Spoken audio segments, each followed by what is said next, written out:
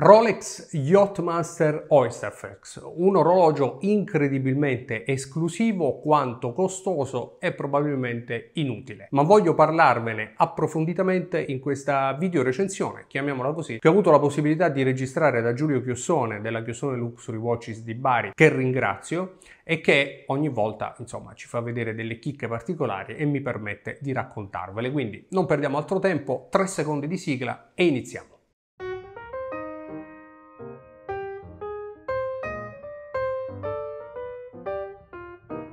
Perché è inutile il Rolex Yachtmaster? Innanzitutto un po' come tutti gli orologi meccanici è inutilmente complicato. Oggi l'orologio è un vezzo, possiamo così definirlo, molto spesso un vezzo di lusso. L'ora potremmo vederla su qualsiasi dispositivo, su un forno o su un microonde, oppure sul cellulare, insomma l'orario è ovunque ed è sincronizzato con l'orario atomico in ogni secondo. Però l'orologio rimane un vezzo, rimane anche uno status, inutile nasconderlo, rimane non necessariamente uno status symbol del lusso, ma anche uno status sociale. Per esempio, in tanti scelgono di comprare orologi molto particolari per dichiarare di essere degli intenditori o di avere dei gusti particolari, o magari per sentirsi parte di una community. Pensate ai tanti che acquistano micro brand, come io stesso ho fatto per esempio con HTD o con Calamai. Mi fanno sentire vicino ai produttori di cui per esempio mi è piaciuta la loro filosofia. Insomma, tutti compriamo degli oggetti e tutti compriamo degli orologi per dichiarare a qualcuno di appartenere a qualcosa, a una certa categoria. Inutile nascondersi dietro un dito. Per fortuna compriamo comunque orologi che ci piacciono, quantomeno questo vale per gli appassionati, e ce li godiamo comunque al polso in ogni condizione. Per esempio durante il Covid l'orologio ce l'ho avuto sempre al polso pur stando in casa quasi per un anno. Lo Yachtmaster tuttavia in molti hanno spesso detto che è un orologio inutile perché viene un po' ritenuto inutile nel catalogo Rolex in particolare, dato che si affianca a degli orologi che hanno complicazioni tecniche maggiori, magari a un prezzo più basso, e che potrebbero diciamo cannibalizzarlo. Pensate per esempio al Sub di Rolex, che è un orologio più tecnico, più iconico e costa anche meno. Tuttavia lo Yachtmaster dà sempre ai suoi estimatori, soprattutto quando lo provano al polso, e vi posso garantire che indossato quell'orologio è tutto fuorché inutile. È un orologio estremamente elegante, pur essendo uno sportivo, possiamo chiamarlo uno sporty chic per così dire. È un orologio prezioso, pur essendo uno sportivo, ma è anche un orologio comodissimo. Ha una cassa assolutamente diversa da tutti gli altri sportivi Rolex, è praticamente la cassa del Daytona in oro bianco o anche dei nuovi Daytona in acciaio, che mutuano proprio quella cassa, data la sua bellezza, la sua estrema comodità e anche il suo spessore, tant'è che anche il nuovo Daytona è più sottile del precedente Daytona ceramica. Lo Yachtmaster è sottilissimo ed è molto comodo, anche perché la sua cassa è leggermente più grande della ghiera girevole, a differenza invece degli altri sportivi dove la ghiera invece è più larga della cassa. Insomma, uno sportivo prezioso per chi ha i soldi da spendere in orologi particolari. Ancora meglio per lo Yachtmaster Oysterflex, meglio o peggio, insomma, questo sta a voi e me lo direte nei commenti. Perché? Perché innanzitutto è un orologio in oro, che costa come un orologio in oro, ma ha un bracciale in gomma, come tutti gli Oysterflex di Rolex, ed è un orologio non soltanto sportivo ma preziosissimo, molto di più delle versioni in platino e acciaio degli Yachtmaster classici. Perché? Perché è un orologio completamente in oro rosa, con questi particolari dettagli in nero opaco che contrastano secondo me magnificamente con l'oro e che si sposano invece perfettamente proprio con il bracciale Oysterflex in gomma vulcanizzata. Quadrante opaco, scritta Yachtmaster in rosso che richiama un po' quella sensazione di sportività, e soprattutto ghiera in oro rosa e inserto in ceramica nera opaca, un unicum nel catalogo Rolex fin quando non è arrivato lo Yachtmaster in titanio da 42 mm, che spero di poter provare presto al polso e magari di parlarvene in un nuovo video.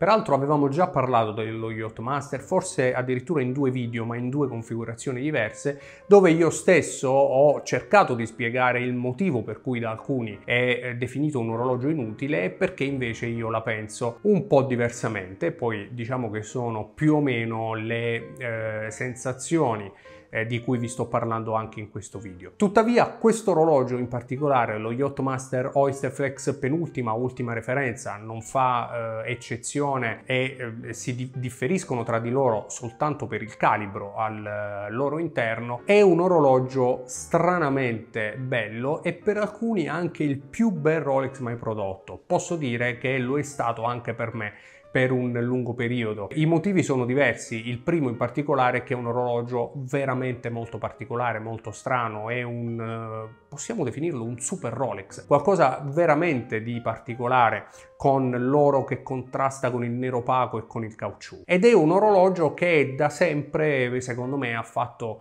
un po' sognare, un po' volare con la fantasia gli appassionati, proprio perché è un orologio costosissimo e per questo motivo super esclusivo, un orologio che si vede onestamente al polso di chi può davvero permettersi una referenza di questo tipo. Non a caso all'inizio parlavamo proprio di status symbol o comunque di status sociale. Per chi non lo conoscesse vi do qualche dettaglio tecnico: 40 mm di diametro, 12 mm di spessore per un orologio 100 metri nonostante abbia la faccia del diver, ghiera bidirezionale 60 scatti, che è il motivo per cui è considerato un finto diver, proprio perché non ha le caratteristiche di un diver pur sembrandolo, bracciale in caucciù Oyster Flex con all'interno anima in titanio che serve a renderlo più solido e soprattutto antistrappo, per ciò che può valere naturalmente. Rimane pur sempre un bracciale di gomma e l'anima all'interno è veramente molto sottile. Tra l'altro ho fatto un video in cui ho tagliato un Oyster Flex originale Rolex proprio per farvi vedere come è fatto all'interno. E poi tra tutti i bellissimi dettagli estetici, dicevamo, un quadrante nero opaco che secondo me rende molto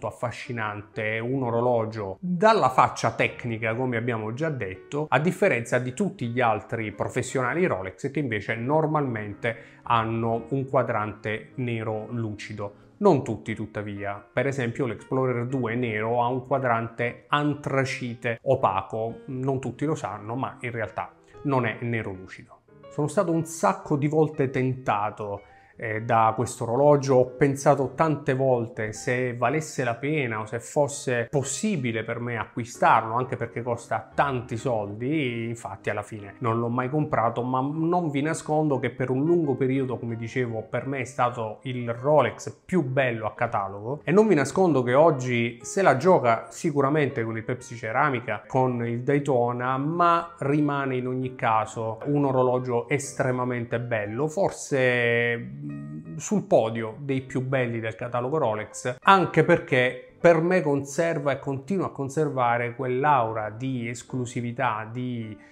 preziosità, e lo si vede così poco al polso degli appassionati, che quando mi capita qualcuno che ce l'ha al polso non riesco proprio a staccargli gli occhi di dosso. E non si tratta soltanto di status, naturalmente, non si tratta soltanto di dimostrare di poter avere quell'orologio, assolutamente no.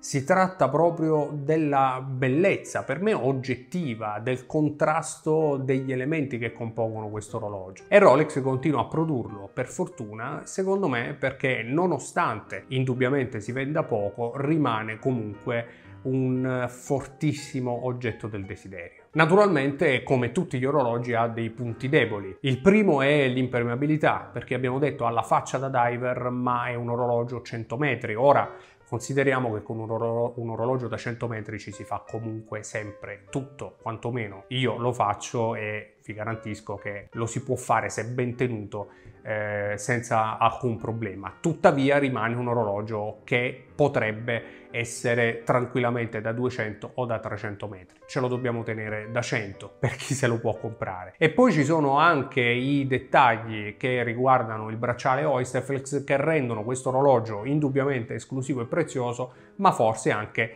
troppo costoso di listino per essere un solo testa, perché non ha il bracciale, ha un bracciale di gomma che in Rolex si compra per circa 600 o 700 euro, ma che a catalogo ve lo fanno pagare migliaia di euro, come appunto se fosse un bracciale in oro. Eppure questo orologio è bello così e chi lo vuole lo compra così proprio perché ha il bracciale in gomma. E l'altro difetto indubbiamente è proprio il prezzo, perché con certe cifre sicuramente che superano abbondantemente i 20.000 euro, dicevo, c'è l'imbarazzo della scelta, non soltanto tra i Rolex o tra i classici sportivi, ma anche tra orologi esclusivi, complicati, indipendenti, o anche orologi preziosi in materiale nobile di grandi maison dell'altissima orologeria come Jaeger-LeCoultre, come la stessa Audemars Piguet, per esempio, con gli orologi della linea Code, che a me piacciono tantissimo, degli Audemars Piguet moderni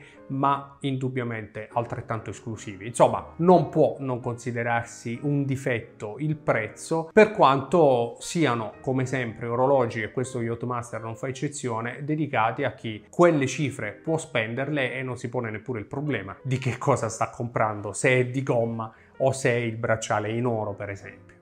Insomma, un orologio che mi fa impazzire ma che non ho mai comprato, non credo ce lo avrò mai in collezione, anche per i difetti di cui vi stavo parlando, nonostante, come avrete capito, è un orologio che amo da tantissimi anni e che ritengo veramente bello, bellissimo, come pochi altri orologi sportivi. Naturalmente voglio sapere la vostra nei commenti, non prima di avervi ringraziati per essere arrivati fin qui e chiedervi di iscrivervi a TOC se l'orologeria è la vostra passione. È del tutto gratuito, a voi non cambia nulla, per noi invece è importantissimo. Grazie in anticipo, ci vediamo in una prossima puntata qui su TOC.